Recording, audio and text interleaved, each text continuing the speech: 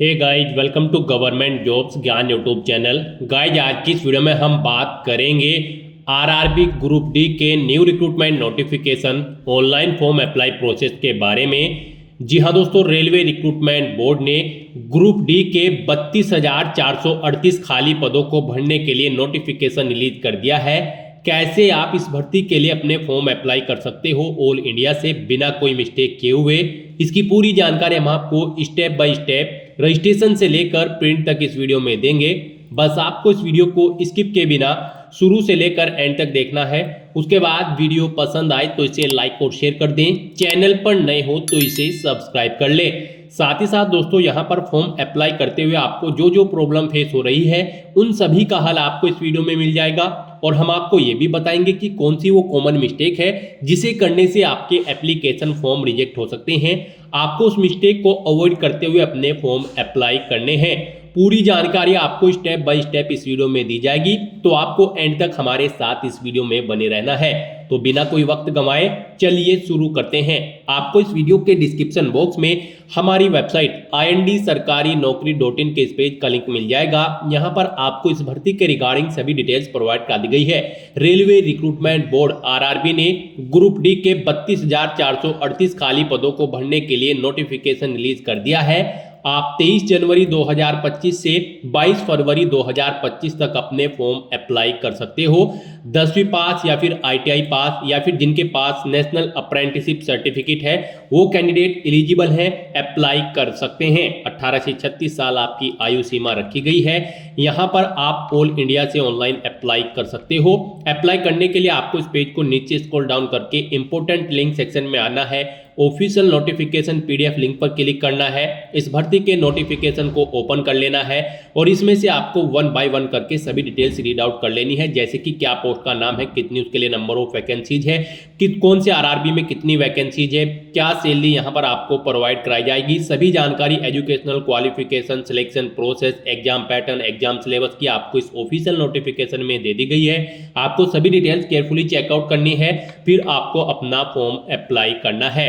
Apply करने के लिए आपको हमारी वेबसाइट के इसी पेज पर ही अप्लाई ऑनलाइन का ये लिंक दिया गया है। जैसे ही आप इस लिंक पर क्लिक करेंगे तो आपके सामने आरआरबी का ये ऑफिशियल पोर्टल ओपन होगा। गाइस, यहाँ पर आपको अप्लाई की स्टेप पर अपना कर्सर लाना है। आपने पहले से अगर अकाउंट क्रिएट कर रखा है या फिर आपने आरआरबी की किसी भर्ती के लिए पहले भी अप्लाई कर रखा है तो आपको ऑलरेडी हैव एन अकाउंट इस ऑप्शन पर क्लिक करना है। उसके बाद आपके सामने इस तरह से इंटरफेस ओपन होगा। यहाँ पर आपको अपना मोबाइल नंबर या ईमेल एड्रेस एंटर करनी है, अपना पासवर्ड आपको एंटर करना है। ये I am not a robot इस चेकबॉक्स को ओके करना है और फिर आपको लॉगिन की टैब पर क्लिक करके अपने डैशबोर्ड लॉगिन कर लेना है और फिर वहां से आपको अपना फॉर्म अप्लाई करना है। और अगर आप इस भर्ती के लिए फर्स्ट टाइम अप्लाई करने जा रहे हो या फिर आरआरबी की किसी भी भर्ती के लिए फर्स्ट टाइम अप्लाई करने जा रहे हो तो आपको अप्लाई की स्टेप पर अपना कर्सर लाने के बाद क्रिएट एन अकाउंट इस ऑप्शन पर क्लिक करना है। उसके बाद आपके सामने यहाँ पर आपका रजिस्ट्रेशन का फॉर्म ओपन हो जाएगा। अब यहाँ पर आपको अपनी बेसिक डिटेल्स प्रोवाइड कराते हुए अपना रजिस्ट्रेशन कंप्लीट कर लेना है। दोस्तों, इस वीडियो में आगे बढ़े उससे पहले आज हम बात करने वाले हैं रेलवे ग्रुप डी भर्ती परीक्षा 2025 की बेस्ट बुक के बारे में, जो कि चक्षु प्रकाशन की है। इस बुक में आपको आरआरबी द्वारा निर्धारित सिलेबस के अनुरूप विगत वर्षों में आरआरबी द्वारा पूछे गए प्रश्नों के चैप्टर वाइज संकलन मिल जाएंगे। साथ ही साथ यहाँ पर आपको थ्योरी के साथ चैप्टर वाइज PYQs दिए गए हैं इस बुक में और आपको 500 से ज्यादा बहुविकल्पीय प्रश्न व्याख्यात्मक हल सहित यहाँ पर प्रोवाइड कराए जा रहे हैं। हमने भी इस बुक को चेक किया है। ये बुक आपके लिए हर हाल में बेस्ट है और अन्य बुकों से। चक्षु का रेलवे ग्रुप डी का प्रैक्टिस सेट भी आता है और रेलवे ग्रुप डी की मैथ्स, रीजनिंग और जीके की चैप्टर वाइज बुक भी आती है, जिसे लेकर आप अपनी तैयारी और मजबूत कर सकते हैं। इस बुक को और प्रैक्टिस सेट को डाउनलोड करने के लिए लिंक आपको इस वीडियो के डिस्क्रिप्शन बॉक्स में मिल जाएंगे। तो करें अपनी रेलवे ग्रुप डी भर्ती परीक्षा 2025 की तैयारी को पक्का चक्षु की इस बुक के साथ। तो दोस्तों, जैसे कि हम बात कर रहे थे यहाँ पर रजिस्ट्रेशन फॉर्म की, तो यहाँ पर आने के बाद आपको अपना रजिस्ट्रेशन फॉर्म फिल करना है। सबसे पहले आपको अपनी नेशनलिटी सिलेक्ट कर लेनी है। उसके बाद यहाँ पर आपको अपना फुल नेम एंटर करना है अपनी 10वीं की मार्कशीट के अकॉर्डिंग उसके बाद उसे आपको रिटाइप कर देना है। जो नाम आपने पहले एंटर किया है उसे ही यहाँ पर सेम रिटाइप कर देना है। फिर आपसे पूछा गया है कि क्या आपने कभी अपना नाम चेंज किया है। अगर किया है तो आप यस ऑप्शन सेलेक्ट करें और फिर I understand and I agree इस ऑप्शन पर क्लिक करें। फिर आप अपना चेंज नेम दें, उसे रिटाइप करें। और अगर आपने कभी अपना नाम चेंज नहीं किया है तो यहाँ पर आप नो ऑप्शन सेलेक्ट कर लें। फिर यहाँ पर आपको अपनी डेट ऑफ बर्थ इस कैलेंडर में से सेलेक्ट करनी है, उसे एक बार फिर से यहाँ पर आपको टाइप कर देना है। पहले DD फिर MMYY फॉर्मेट में, यानी कि पहले डे फिर मंथ और फिर ईयर। उसके बाद यहाँ पर आपको अपना जेंडर सेलेक्ट करना है, जेंडर को आपको रीसेलेक्ट करना है।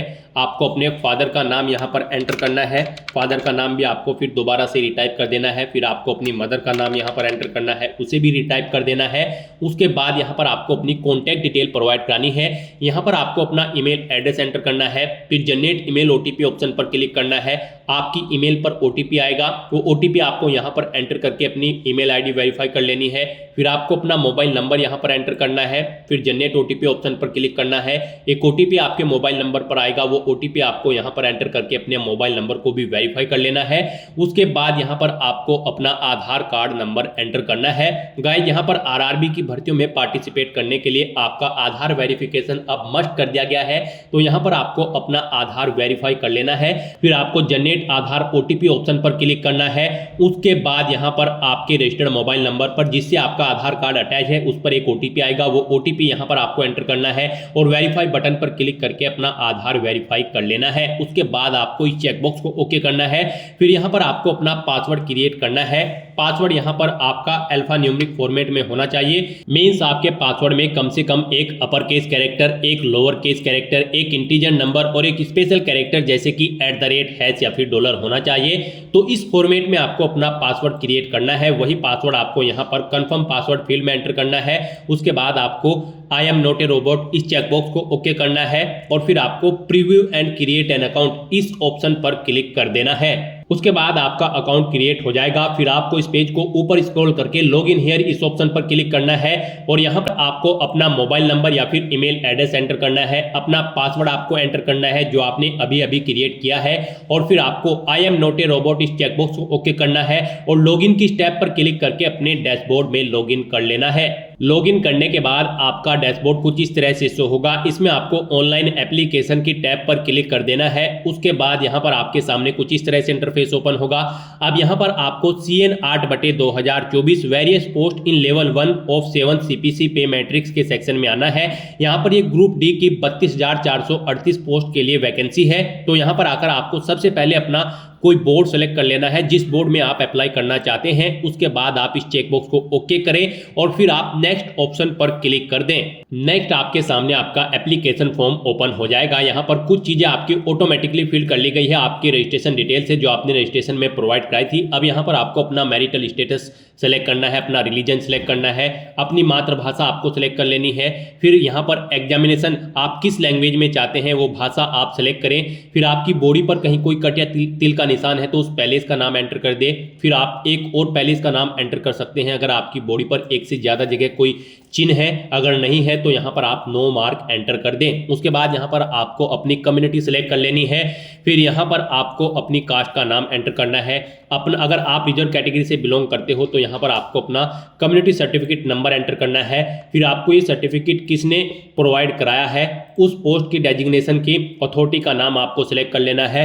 फिर कौन से स्टेट में इशू हुआ है वो स्टेट आपको सिलेक्ट कर लेना है। कम्युनिटी सर्टिफिकेट आपका किस डेट को इशू हुआ है वो डेट आपको कैलेंडर में से सिलेक्ट कर लेनी है। फिर यहाँ पर आपसे पूछा गया है कि क्या आप रेलवे की इस एग्जाम के लिए फ्री ट्रेवल पास चाहते हैं। अगर चाहते हैं तो यस करें, नहीं तो नो ऑप्शन सेलेक्ट करें। फिर अपने नियरेस्ट रेलवे स्टेशन का नाम आप एंटर करें। फिर यहाँ पर आपको अपना कास्ट सर्टिफिकेट अपलोड कर देना है। आप अपलोड डॉक्यूमेंट ऑप्शन पर क्लिक करें, फाइल को सिलेक्ट करें और उसे यहाँ पर अपलोड कर दें।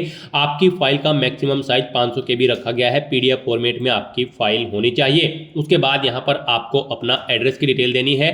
आप अपना प्रेजेंट एड्रेस एंटर करें, फिर परमानेंट एड्रेस एंटर करें और अगर आपका परमानेंट एड्रेस आपके प्रेजेंट एड्रेस के अकॉर्डिंग सेम है तो यहाँ पर आप इस चेकबॉक्स को ओके कर दें। ऑटोमेटिकली आपका परमानेंट एड्रेस आपके प्रेजेंट एड्रेस के अकॉर्डिंग फिल हो जाएगा।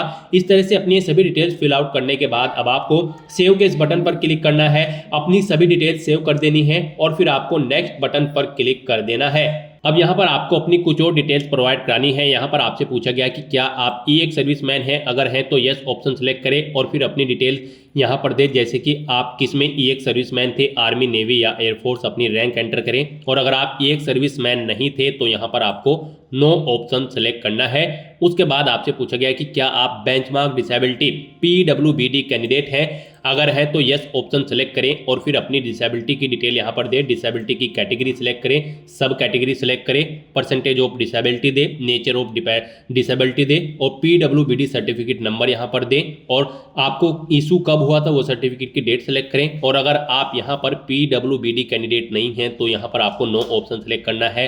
फिर आपसे पूछा गया कि क्या यहाँ पर आपकी राइटिंग एबिलिटी अफेक्टेड है, अगर है तो यस करें और फिर उसकी डिटेल दें, नहीं है तो आप नो ऑप्शन सेलेक्ट कर ले। उसके बाद आपसे पूछा गया कि क्या आप EBC सर्टिफिकेट होल्डर हैं, अगर हैं तो यस करें और फिर यहाँ पर आप उसकी डिटेल दें, नहीं है तो आप नो ऑप्शन सेलेक्ट कर लें। फिर आपसे पूछा गया कि क्या आप इंडियन रेलवे के एम्प्लॉय हैं, अगर हैं तो यस सेलेक्ट करें और फिर उसकी डिटेल दें, नहीं है तो आप नो ऑप्शन सेलेक्ट कर लें। फिर आपसे पूछा गया कि क्या आप करंट में एम्प्लॉय हैं, अगर हैं तो आप यहाँ पर ऑप्शन सेलेक्ट करें, सेंट्रल गवर्नमेंट के हैं, स्टेट गवर्नमेंट के फिर या फिर PSU के, अगर नहीं है तो आपको नॉट एप्लीकेबल ऑप्शन सेलेक्ट कर लेना है। उसके बाद यहाँ पर आपको अपनी ACT अप्रेंटिस की डिटेल प्रोवाइड करानी है। यहाँ पर क्या आपने अपना ACT अप्रेंटिस का कोर्स किया हुआ है, अगर किया हुआ है तो यहाँ पर आप यस ऑप्शन सेलेक्ट करें, उसकी डिटेल दें, नहीं किया है तो आप नो ऑप्शन सेलेक्ट कर लें। यस अगर आप सेलेक्ट करते हैं तो फिर यहाँ पर आपको ट्रेड का नाम सेलेक्ट करना है। ट्रेनिंग आपने कब से स्टार्ट की है वो डेट सेलेक्ट करें, कब तक की है वो डेट सेलेक्ट करें, इनके अकॉर्डिंग यहाँ पर आपकी ट्रेनिंग का ड्यूरेशन आ जाएगा। अपने ACT अप्रेंटिस का जो सर्टिफिकेट है उसका नंबर दें, फिर यहाँ पर सर्टिफिकेट की डेट आप सेलेक्ट करें, वो कब तक वैलिड है, कितने मार्क्स आपने ऑब्टेन किए हैं वो आप एंटर करें, फुल मार्क्स कितने थे यानी कि टोटल कितने मार्क्स थे जिसमें से आपने मार्क्स ऑब्टेन किए हैं वो यहाँ पर आप एंटर करें। और उसके बाद यहाँ पर आपको अपनी बैंक डिटेल प्रोवाइड करनी है। यहाँ पर आपकी फीस रिफंड होगी। गाइज यहाँ पर अगर आप अनरिजर्व OBC कैंडिडेट हैं तो यहाँ पर आपको 500 रुपये फीस जमा करानी होगी, 400 रुपये रिफंड कर दिए जाएंगे। SC ST PWD women candidate को 250 रुपये फीस जमा करानी होगी, पूरी की पूरी फीस उनकी यहाँ पर रिफंड कर दी जाएगी। तो यहाँ पर अब आपको अपनी बैंक डिटेल प्रोवाइड करानी है फीस रिफंड के लिए। यहाँ पर आप अपना अकाउंट होल्डर का नाम दे, फिर आप अपना बैंक अकाउंट नंबर एंटर करें, उसे कंफर्म कर ले, अपने बैंक का IFSC कोड एंटर करें और फिर यहाँ पर IFSC कोड के अकॉर्डिंग आपके बैंक का नाम और एड्रेस ऑटोमेटिकली यहाँ पर फिल हो जाएगा। इस तरह से अपनी सभी डिटेल्स फिल करने के बाद आपको सेव के इस बटन पर क्लिक करना है, अपनी सभी डिटेल सेव कर देनी है और फिर आपको नेक्स्ट ऑप्शन पर क्लिक कर देना है। नेक्स्ट यहाँ पर आपको अपनी एजुकेशनल क्वालिफिकेशन की डिटेल देनी है। गाइज RRB ग्रुप डी की इस भर्ती में पार्टिसिपेट करने के लिए आपका 10वीं क्लास पास आउट होना जरूरी है या फिर आपका ITI पास आउट होना जरूरी है या फिर इसके इक्विवेलेंट आपका नेशनल अप्रेंटिसशिप सर्टिफिकेट NAC जो कि ग्रांटेड हो NCVT से, वो किया होना जरूरी है इस भर्ती में पार्टिसिपेट करने के लिए। तो यहाँ पर आपको अपनी 10वीं क्लास की डिटेल सबसे पहले फिल करनी है। यहाँ पर आप मैट्रिकुलेशन SLC ऑप्शन सेलेक्ट करें, स्टेट सेलेक्ट करें, अपना डिस्ट्रिक्ट सेलेक्ट करें, बोर्ड का नाम दें, उसके बाद कब आपने पास आउट की है अपनी 10वीं क्लास वो डेट सेलेक्ट करें, अपना रोल नंबर एंटर करें और फिर यहाँ पर आप अपने 10वीं क्लास के सर्टिफिकेट का सीरियल नंबर एंटर कर दें। उसके बाद यहाँ पर आपको अपडेट किस बटन पर क्लिक करके अपनी डिटेल ये अपडेट कर देनी है, अगर आपने पहले से अपनी 10वीं क्लास की डिटेल यहाँ पर प्रोवाइड करा रखी है।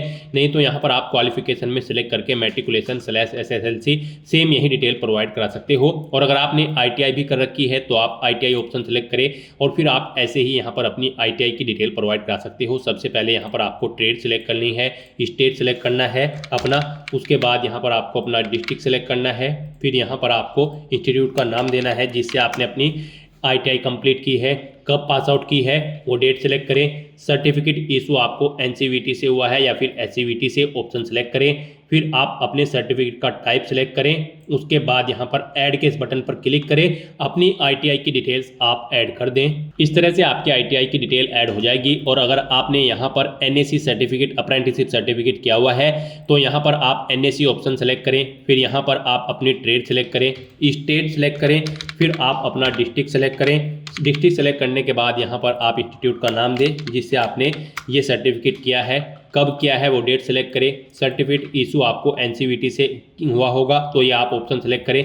सर्टिफिकेट का टाइप आप सिलेक्ट करें NAC और फिर ऐड केस बटन पर क्लिक करके अपने सर्टिफिकेट की डिटेल को भी आप ऐड कर दें। इस तरह से अपनी क्वालिफिकेशन की डिटेल ऐड करने के बाद अब आपको नेक्स्ट ऑप्शन पर क्लिक करना है। उसके बाद आपके सामने यहाँ पर कुछ इस तरह से इंटरफेस ओपन होगा। अब यहाँ पर आपको अपना फोटो और सिग्नेचर अपलोड करने हैं। गाइस यहाँ पर आपका फोटो 50 KB से 100 KB के बीच में होना चाहिए। यहाँ पर इसकी हाइट 320 पिक्सल और विड्थ 240 पिक्सल होनी चाहिए और सिग्नेचर भी आपके यहाँ पर 30 KB से 50 KB के बीच में होने चाहिए। इनकी हाइट 60 पिक्सल और विड्थ 140 पिक्सल होनी चाहिए। ये डॉक्यूमेंट आपके JPG या फिर JPEG फॉर्मेट में होने चाहिए। यहाँ पर अगर आपका फोटो और सिग्नेचर बड़े या छोटे हैं तो आप गूगल में जाकर इमेज रिसाइजर का कोई भी वेबसाइट ओपन करके उसमें अपने डॉक्यूमेंट यहाँ पर आप ओके कर सकते हो और फिर उन्हें यहाँ पर आप अपलोड कर सकते हो। अपलोड करने के लिए आपको यहाँ पर ब्राउज के इस बटन पर क्लिक करना है और फाइल को सिलेक्ट करना है और उसे यहाँ पर आपको 1 बाय 1 करके अपना फोटो सिग्नेचर अपलोड कर देने हैं। गाइस इस सेक्शन में आपको दी गई गाइडलाइंस के अकॉर्डिंग अपने फोटो और सिग्नेचर अपलोड करने हैं, अदरवाइज यहाँ पर आपका एप्लीकेशन फॉर्म रिजेक्ट हो सकता है। जैसा कि हमने स्टार्टिंग में ही बताया था कि कौन सी वो कॉमन मिस्टेक है जिसे करने से आपके एप्लीकेशन फॉर्म रिजेक्ट हो सकते हैं, तो इसी सेक्शन की वो मिस्टेक है। इस सेक्शन में अगर आप मिस्टेक करोगे, दी गई गाइडलाइन के अकॉर्डिंग अगर आप अपने डॉक्यूमेंट अपलोड नहीं करोगे फोटो और सिग्नेचर, तो आपका एप्लीकेशन फॉर्म यहाँ पर रिजेक्ट हो सकता है। तो इस तरह से अपना फोटो सिग्नेचर यहाँ पर अपलोड करने के बाद आपको सेव के इस बटन पर क्लिक करना है, इन्हें सेव कर देना है और फिर आपको नेक्स्ट ऑप्शन पर क्लिक कर देना है। नेक्स्ट आपके सामने कुछ इस तरह से इंटरफेस ओपन होगा। यहाँ पर आप जिस पोस्ट के लिए एलिजिबल हैं आपको यहाँ पर वो शो कर दी गई है। मान लीजिए आप यहाँ पर किसी और पोस्ट के लिए अप्लाई करना चाहते हैं तो फिर आपको अपना RRB चेंज करना होगा स्टार्टिंग में ही। यहाँ पर जिस RRB को आपने सिलेक्ट किया है और आपकी एलिजिबिलिटी के अकॉर्डिंग यहाँ पर आपको पोस्ट शो कर दी गई है। आप इस पोस्ट पर एलिजिबल हैं अप्लाई करने के लिए। ये पोस्ट आपके RRB और एलिजिबिलिटी के अकॉर्डिंग यहाँ पर शो होगी। अगर आप और पोस्ट के लिए अप्लाई करना चाहते हैं तो फिर आपको अपना RRB चेंज करना है और अपनी क्वालिफिकेशन उसके अकॉर्डिंग देनी है, फिर आपको यहाँ पर वो पोस्ट भी शो कर दी जाएंगी। तो यहाँ पर अब आपको अपना पोस्ट सेलेक्ट कर लेनी है। यहाँ पर आप प्लस के इस बटन पर क्लिक करें और इसे इस सेकंड कॉलम में ऐड कर दें। यहाँ पर आप प्रेफरेंस भी सेट कर सकते हैं। अगर आप मल्टीपल पोस्ट यहाँ पर आपके सामने आती है तो आप उन्हें यहाँ पर जिस पोस्ट को पहले नंबर पर प्रेफरेंस देना चाहते हैं उसे पहले सेलेक्ट करें और यहाँ पर ऐड कर दें, जिसे सेकंड देना चाहते हैं उसे सेकंड नंबर पर सेलेक्ट करके इधर ऐड कर दें।